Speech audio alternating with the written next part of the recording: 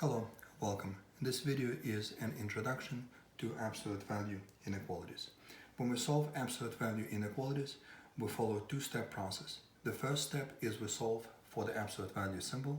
Second step is we split the inequality into two parts and we write the final answer in either interval or set builder notation. When we split the inequality into two parts, there will be two possibilities. The first possibility is called the inequality of the type AND.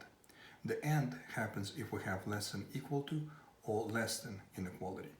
The AND means that we are looking for the place that is true for both first and the second half of our inequalities.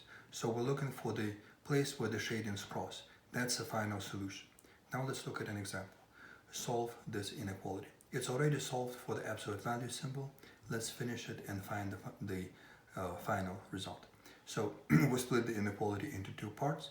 The first is the original. The second has opposite inequality symbol and the opposite sign on the number. We'll discuss why that is in a different video. For now, let's just solve. To solve each one, we add 1 to both sides and we'll be done. So adding 1 to both sides, we get x is less than or equal to 3.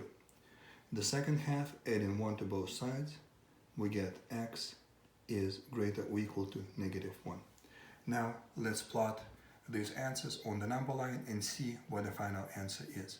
The first half says that x must be less than or equal to 3.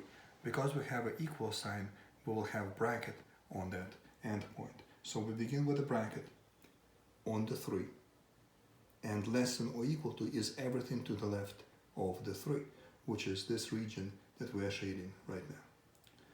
That's the answer to the first half.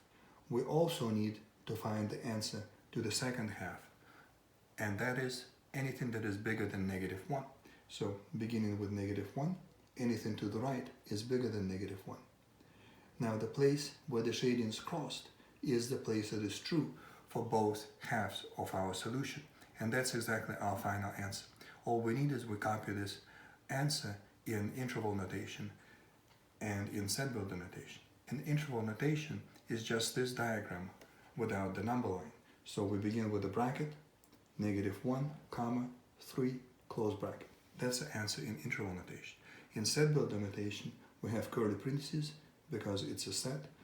The variable is x such that, and then we write this answer just the way it is, such that x is less than or equal to 3 and x is greater or equal to -1. That's the final answer in set builder notation. The second possibility that we might get is the inequality of the type OR. The OR happens if we have greater than, greater or equal to. When we have inequality of the type OR, we'll look for the answers that are true for either the first half or the second half, which means the final answer is everything that was shaded. If it was shaded, it means it was a solution to either the first or the second. And the final answer is everything that was a solution. Here's an example.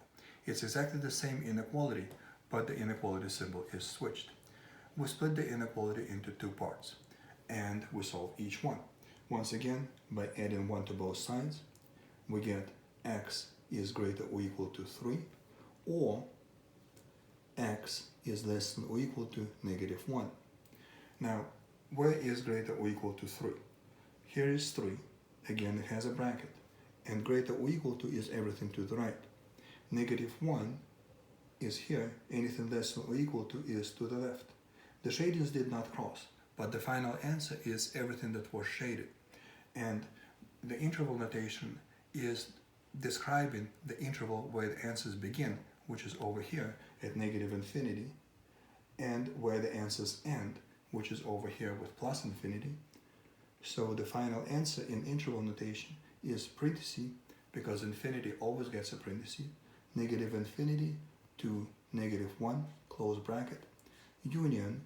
This means that there is more than one piece to this solution. That's the first interval, and then there is a second interval, which begins at 3 with a bracket, and then it goes to +infinity on the other end, parenthesis.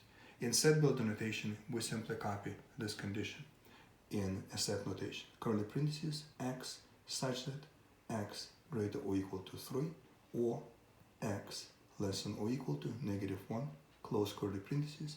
That's the answer in set builder notation. And this is it. This is how to work with absolute value inequalities and how to write the final answer depending on whether we have the inequality of the type AND or the type OR. In a different video, we will look at more examples of how to solve each one and also how to prove or how to check our work with the calculator. For now, this is it for this video. If you have any questions on anything, please let me know. If you have some of your own questions you would like to see discussed, also let me know.